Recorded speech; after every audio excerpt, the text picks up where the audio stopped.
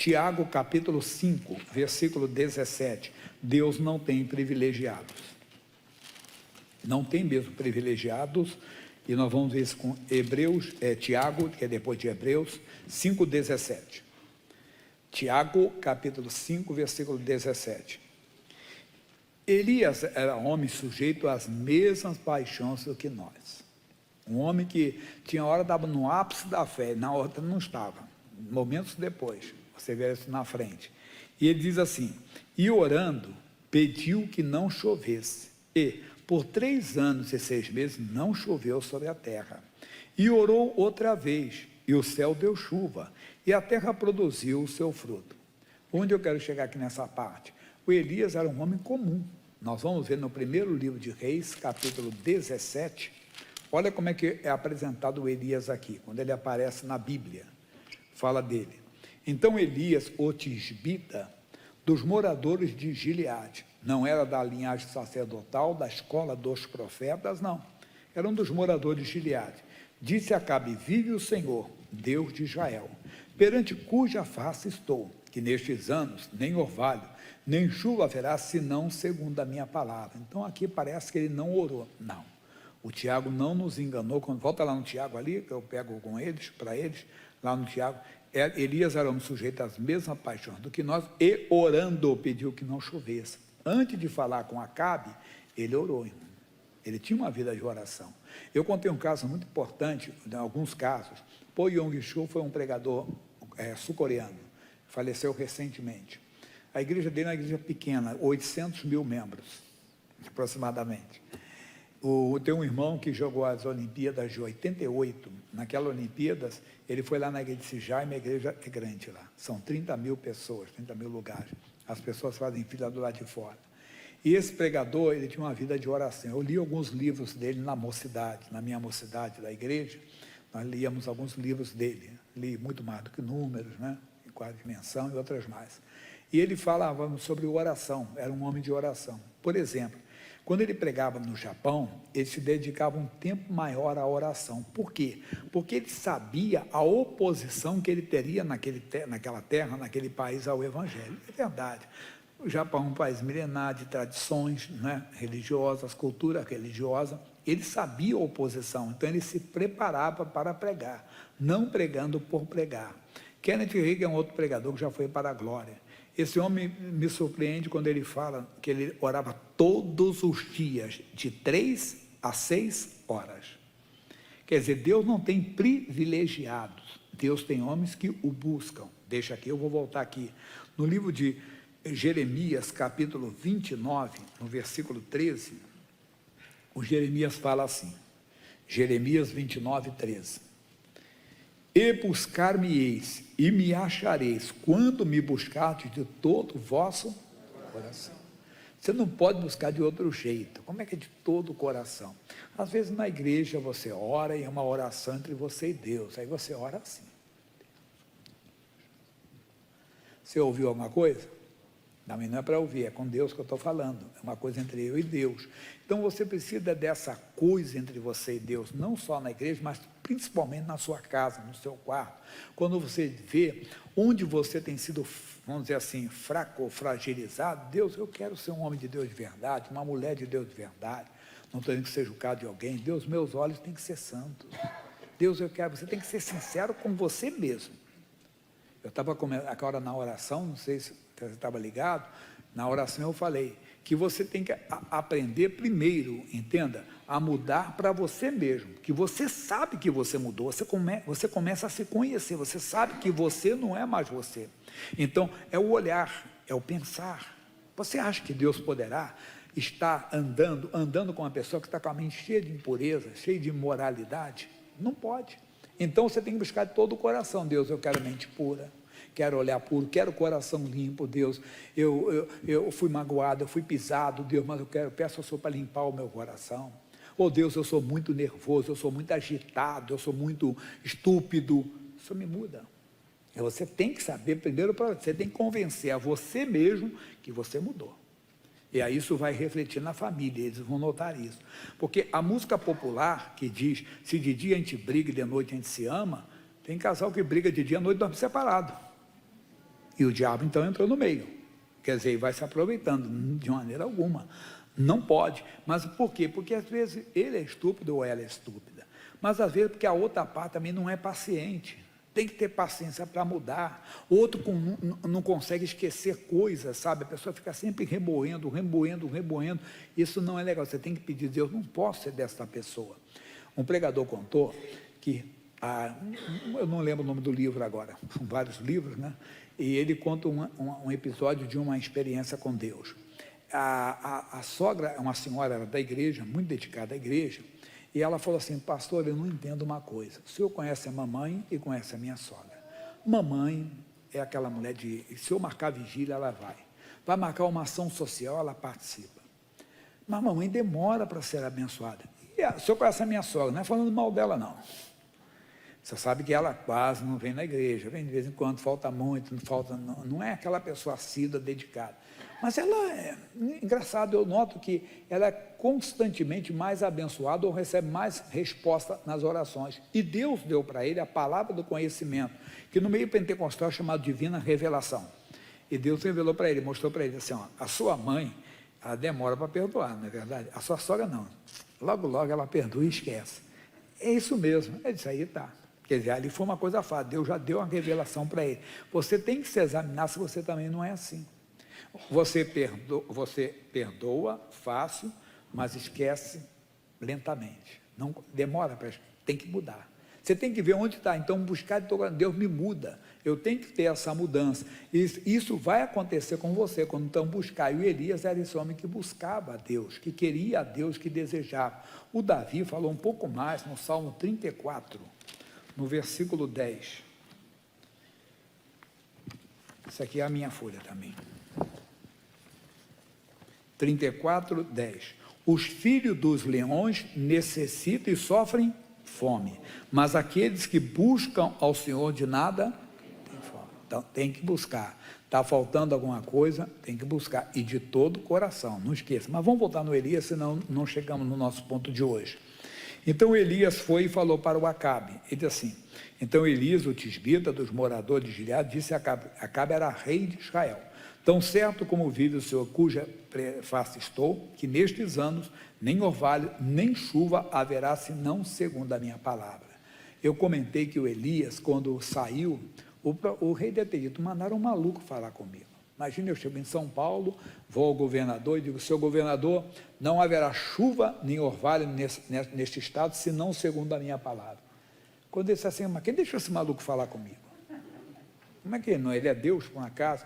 Mas um ano se passou e não choveu em Israel. 2 anos. Cadê o maluco? Ninguém encontrou o maluco. 3 anos o maluco, ninguém, estava escondido por Deus. Ficou numa caverna, era guardado pelo Senhor. Depois foi para uma cidade, uma viúva o sustentou, que ele multiplicou o azeite e a farinha. E ele foi guardado por Deus. 3 anos e meio depois, ele se apresentou. Quando ele se apresenta para o Acabe fala para ele uma coisa. Vamos aqui ao capítulo 18. E versículo 16, capítulo 18, versículo 16. Então foi Obadias encontrar-se com Acabe, e lhe anunciou, e foi Acabe encontrar-se com Elias. E sucedeu que, vendo Acabe, Elias disse-lhe a Acabe, és tu o perturbador de Israel? Então disse ele, eu não tenho perturbado Israel, mas tu e a casa de teu pai, porque deixaste os mandamentos do Senhor e seguiste a Baalim. Isso é verdade. Ele começou a servir os ídolos, influenciado pela sua mulher chamada Jezabel. Então eles fizeram de Israel um verdadeiro inferno. O Elias disse, não vou discutir muito, leve o povo ao pé do Carmelo, e lá nós vamos então fazer um desafio. E lá ele fez, olha, os profetas de Baal vão clamar a Baal, eu vou clamar ao Senhor. Quem responder com fogo, esse é o Deus verdadeiro. E nós conhecemos o final da história, que o Elias clamou, o fogo veio, os profetas de Baal clamaram antes, não aconteceu nada. E eles foram todos exterminados. Aí no versículo 41, que é a nossa mensagem de agora, qual? Então disse Elias a Acabe, sobe, come e bebe, porque ruído há de uma abundante chuva. Será que ele ouviu uma trovoada? Não. Elias andava por fé. Segundo aos Coríntios 5,7 diz, nós andamos por fé e não por vista. A Bíblia diz, Romanos 4,17, que a fé chama a existência, as coisas que não são como se já fossem. Então ele falou por fé, chamando à existência o que não existia. Versículo seguinte, e diz, e Acabe subiu a comer e a beber, mas Elias subiu ao cume do Carmelo e se inclinou por terra e meteu o seu rosto entre os seus joelhos. E disse ao seu moço, sobe agora e olha para a banda do mar. E subiu e olhou e disse, não há nada. E parece que ele fracassou. Ele disse para o Acabe, só haverá chuva se não segundo a minha palavra. 3 anos e meio, não choveu. Agora, ele diz para o Acabe, se prepare porque tenha ruído de abundante chuva, mas o céu está azul. É como se fosse o céu de brigadeiro. E então ele fracassou? Não, ele insistiu. Ele tinha comunhão com Deus. O que ele fez? Aí diz assim, e disse ao seu moço, e inclinou-se então para assim, disse, não há nada. Então disse ele, torna lá 7 vezes. Rapaz, pode ter ido até com uma chateação. Puxa, esse profeta fracassou, agora está me mandando 7 vezes. 7 vezes ele ia até o Elias, ia até lá, olhava e não acontecia nada. Eu contei uma experiência que aconteceu na igreja, alguns anos aqui na igreja da Praça da Sé. O missionário já contou isso na televisão. Era uma reunião de sábado, já tinha acabado os cultos, e a igreja tinha um compromisso para saudar. E faltava um pouco do recurso ainda nas ofertas. E o missionário chegou para um pastor auxiliar e disse, irmão, vá até na porta que Deus vai mandar uma pessoa. Ele depois contou que ele foi murmurando, brincadeira, a igreja fechada, como é que vai passar alguém aqui? A igreja estava verdadeiramente com a porta arriada. E ele ficou sábado ali naquela região da Silveira Martins, é deserto. É como aqui a 15 de novembro, Álvares Penteado, né? São ruas de bancos, e à noite é fechado, é vazio, geralmente ali. E ele disse que entrou, não tinha ninguém, ele ficou lá na porta, aí veio um senhor. O moço passou, deu uma parada, olhou para a igreja, voltou, ele perguntou, aí que está fechado? Ele disse, acabou o culto, eu posso entregar meu dízimo hoje? Era exatamente, mas exatamente o que a igreja precisava. Você tem que ficar ligado.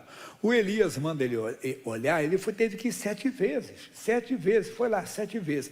Na 7ª vez, sucedeu que a 7ª vez disse, eis aqui uma pequena nuvem, como a mão de um homem, subindo do mar. Então disse ele, sobe e diz, Acabe, aparelha o teu carro e desce, para que a chuva te não apanhe. Tomou posse. Mas como uma pequena, na Bíblia Sagrada, a glória de Deus, ela é representada em várias ocasiões por uma nuvem. Ali era o que? O sinal da glória de Deus. É isso que você precisa de entender. Deus nunca vai desamparar você, mesmo que você tenha pecado, tenha cometido algo errado. Desculpa a expressão, pisou na bola, mas foi feio, vacilou mesmo, mas você busca a Deus de coração e diz, o Senhor sabe tudo a meu respeito, o que eu fiz, o que eu pensei, o que eu desejei, mas quero a tua misericórdia. A glória de Deus vai brilhar na sua vida. Pode ter certeza disso. O brilho de Deus estava ali. Elias não tinha desistido de buscar a Deus. E diz, e sucedeu que enegreceram, entretanto os céus se enegreceram com nuvens e vento, e veio uma grande chuva. E Acabe subiu ao carro e foi para Jeriel. Pronto. A mão de Deus estava com Elias. A mão do Senhor estava sobre Elias, o qual cingiu os lombos e veio correndo perante Acabe até a entrada de Jeriel. Mas como falamos através do Tiago, o que o Tiago falou? Que Elias era um homem sujeito às mesmas paixões do que nós. E aquele homem que estava no ápice da fé, mostra um lado fraco agora. Quando? E Acabe, capítulo 19, fez saber a Jezabel tudo quanto Elias havia feito, e como totalmente matara todos os profetas à espada. Então Jezabel mandou um mensageiro a Elias a dizer-lhe, assim me façam os deuses, e outro tanto, se der certo amanhã, a estas horas, não puser a tua vida como a um deles. O que vendo ele se levantou, e para escapar com vida se foi, e veio a Berzeba, que é de Judá, e deixou ali o seu moço. Israel nessa época era dividido. De um lado era Israel, uma nação com 10 tribos, do outro lado era Judá, outra nação com 2 tribos. Então ele foi para outra nação, para o outro lado do sul, deixou o moço, rapaz, o negócio é comigo, eles estão atrás de mim, pode ficar por aí que eu vou entrar nesse deserto aí, eu vou cair nesse mundão aí, que ele fez. E ele foi ao deserto, caminho de um dia, e veio, e assentou-se debaixo de um zimbro, e pediu em seu ânimo a morte, disse, já basta, ó Senhor, toma agora a minha vida, pois não sou melhor do que meus pais. É esse homem que viu cair chuva, primeiro os céus fecharem 3 anos e meio por causa da palavra dele. Depois ele viu a chuva chegando por causa da palavra dele. Antes ele viu o fogo descer, mas esqueceu, como também nós esquecemos. E às vezes, como Elias, também nos acovardamos, nos amedrontamos diante de uma situação, diante de uma investida. Mas Deus não desistiu dele. E diz: e deitou-se e dormiu debaixo de um zimbro. Então eis que então um anjo tocou, ele disse: levanta-te e come. E olhou, e eis que à sua cabeceira estava um pão cozido sobre as brasas, e uma botija de água, e comeu, e bebeu, e tornou-se a deitar-se. Quer dizer, a depressão estava tão forte, que mesmo o pão mandado por Deus, mesmo uma água vinda do céu, entenda, não conseguiu colocá-lo de pé. E o anjo do Senhor tomou-o segunda vez, e o tocou, e disse: levanta-te e come, porque muito comprido será o caminho. Levantou-se, pois, e comeu, e bebeu, e com a força daquela comida, caminhou 40 dias e 40 noites, até Horebe, o monte de Deus, quer dizer, não parou. Era impossível isso, glória a Deus. Quando você está alimentado pelo Senhor, quando Deus fala ao seu coração, que você come o pão de Deus, você anda no sobrenatural de Deus. Era impossível os soldados de Acabe pegarem Elias. Por quê? Porque eles tinham que parar para descansar, eles tinham que parar para dormir, e o Elias continuava, porque ele estava nessa força. Tudo isso nós vimos, mas o bom mesmo é que você esteja sempre na plena comunhão. Vamos para Lucas, capítulo 22. Lucas 22, versículo 39. 22, 39. Jesus era Deus, estava aqui como homem, nunca esqueça disso, e ele sempre buscava o Pai.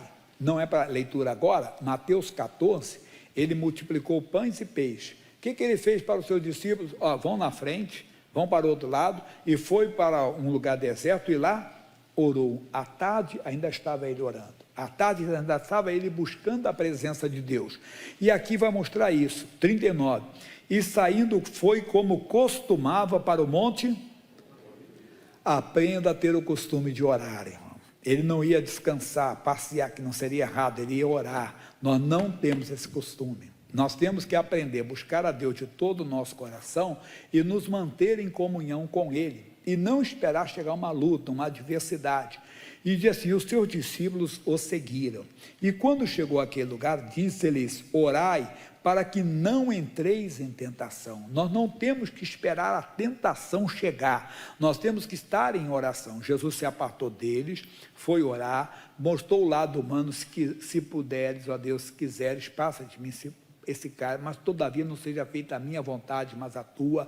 Apareceu um anjo do céu que o confortava. Versículo 45, levantando-se da oração, foi ter com seus discípulos, e achou-os dormindo de tristeza. O que é dormir de tristeza? Estavam deprimidos, estavam abatidos, e disse-lhes: por que estáis dormindo? Levantai-vos e orai, para que não entreis. Nós não temos que esperar a tentação chegar, a luta chegar, a batalha chegar, a adversidade. Não, nós temos que estar em oração. Porque de oração, em oração quer dizer de pé não é posição física, é posição espiritual. Você pode estar deitado, veio uma dor aqui, Deus, eu nem sei o que é, mas não vai prosperar. Você pode surgir um caroço no seu corpo, meu Deus, o que é? Nem sei o que é. Ou pode ir ao médico, o médico falar o que é, e é uma coisa séria. Jesus, surgiu esse câncer, surgiu essa doença, mas em nome do Senhor ela está repreendida. Aí você não vai, então mostra que você está de pé, quer dizer, você não se abate. Filipenses capítulo 4, versículos 6 e 7, já é o finalzinho. Carta de Paulo ao povo de Filipos, que são os filipenses. Ele diz no versículo 6: não estejais inquietos ou ansiosos por coisa alguma, antes as vossas petições sejam em tudo conhecidas diante de Deus, pela oração e súplicas com ação de graça. O que está roubando a sua paz? O que está tirando a sua paz? Está deixando você inquieto? Não fique dessa maneira. Vá a Deus, apresente Deus. Essa doença que surgiu é o temperamento do meu marido, da minha esposa, Deus. É o vício da bebida, mas Deus, eu invoco o teu poder, eu conheço o teu nome. Isso aí não vai prosperar em nome de Jesus. Não fique inquieto com coisa, você conhece Deus. Por que você vai ficar de cabeça abaixo? Por que você vai ficar ansioso? Mas são os pensamentos errados que estão vindo. Vem para todo mundo. Alguns resistem, outros não. Você tem que aprender a resistir. Aí o bonito vem agora. E a paz de Deus. Não é um sentimento dos homens, é a paz de Deus. A paz de Deus que excede todo o entendimento. É um sentimento que vem de Deus, uma paz que é sobrenatural, que excede todo entendimento, que as pessoas às vezes, eu cito isso muito aqui, elas ficam indignadas, até revoltadas. Ele quer dar uma de fortão, ela quer dar uma de fortuna, mas eu estou sabendo do caso dele, eu estou sabendo da situação dele, eu estou sabendo do marido, da esposa, do filho, da filha, e ele está querendo manter essa paz, mas no fundo, eles não entendem, excede o entendimento. Nós estamos em guerra, mas estamos em paz. Mas pastor, isso é antagônico. Não, quando você anda com Cristo, que você busca Ele de todo o seu coração, quando você é uma pessoa que ora, você tem as mesmas emoções de Elias. Tudo bem, você é tentado a ter medo, ter tudo, mas você tem um conhecimento de Deus, você sabe quem é o seu Senhor. Então o que eu quero passar, Deus não tem privilegiado, tem pessoas que oram, que buscam a Deus, e quando vem a luta, quando vem uma adversidade, essa pessoa está de pé, ela não se abate. A paz de Deus, que excede todo o entendimento, guardará os vossos corações e os vossos sentimentos em Cristo Jesus. Agora, versículo final, novo. Quanto ao mais, irmãos meus, tudo que é verdadeiro. Então, você está com medo de algo que nem existe, que nem é verdadeiro. Você sabe que você não é nada daquilo que você tem pensado. Como é que é isso? Você sabe que Deus está falando com você. Você é homem de Deus, você é mulher de Deus. Tudo que é verdadeiro. O que é verdadeiro? Que eu sou uma nova criatura, que eu sou morto para o pecado, que eu tenho a mente de Cristo. Isso que é verdadeiro, é o que Deus diz. Não é o que eu sinto, ou o que eu penso que é verdadeiro. O que é verdadeiro, entenda bem, é o que Deus diz. Então, tudo que é verdadeiro, tudo que é honesto, não tem honestidade, sai fora. Tudo que é justo, se tem justiça, cai fora. Tudo que é puro, se tem impureza, não entre nessa. Olha no início da mensagem, Deus não poderá andar contigo. Tudo que é amável, não tem ódio, não tem intriga, sai fora disso. Tudo que é de boa fama, se há alguma virtude, se há algum louvor nisso, pensai. Então você não pode deixar a sua mente ser ocupada por aquilo que não é verdadeiro. Verdadeiro é o que Deus diz, e o que Deus diz você deve pensar, meditar e começar a assumir, tomar posse, aí você vai ver a glória de Deus. Para terminar, carta aos Tessalonicenses, Filipenses, Colossenses, Tessalonicenses, é um versículo só, mas eu vou ler 2, tá? Capítulo 1, capítulo 5, versículos 16 e 17, o 16 diz, regozijai-vos sempre. Nunca fique abatido, não. Orai sem cessar. Mas como é que é orar sem cessar? Irmão, mantenha a sua vida em oração. Davi disse, uma coisa eu pedi ao Senhor. O que, Davi? Que eu possa morar na casa do Senhor todos os dias da minha vida, todo dia ter comunhão. Então não cesse a sua comunhão com Deus, e nós às vezes não estamos fazendo isso. Às vezes passamos algum período sem orar, sem buscar Deus, sem nos envolver. Não, esses homens que eu falei, eles não são privilegiados, é que oram. O próprio missionário, eu falei, às vezes chego no escritório de manhã do domingo, acaba a oração das 6, eu subi e disse, Morinho, acordei 3 da manhã, 4, mas aí Deus me deu um louvor, Deus me deu uma mensagem, aí eu fui para a sala do trono, que oração gostosa, que presença maravilhosa do Senhor. Você vê, ele podia ficar chateado, Deus, eu vou pregar de manhã, e por que eu não consigo dormir? Deita para um lado, deita para o outro, liga a televisão, desliga. Não, vai falar com Deus, Senhor. Quer dizer, busque ao Senhor, ocupe mais o seu tempo com Deus, que você verá, pode ter certeza, muito mais da glória de Deus. Essa é a mensagem, não perca a sua paz.